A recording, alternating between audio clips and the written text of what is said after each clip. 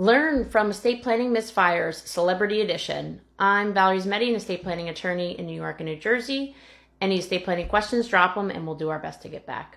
Part 1, Jim Morrison. Jim Morrison had left everything to his common law wife with a caveat that if she did not survive, it would go to his siblings.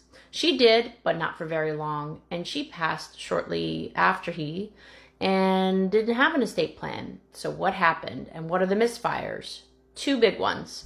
He was estranged from his parents and did not clearly state a disinheritance of them, who were his heirs at law if his will was found to be invalid. You can guess what happened there. And 2, he did not make clear lapsing language through a trust that said, hey, his wife was the primary beneficiary, but any assets that remained in that trust would go to his siblings. So, end result, her parents and his parents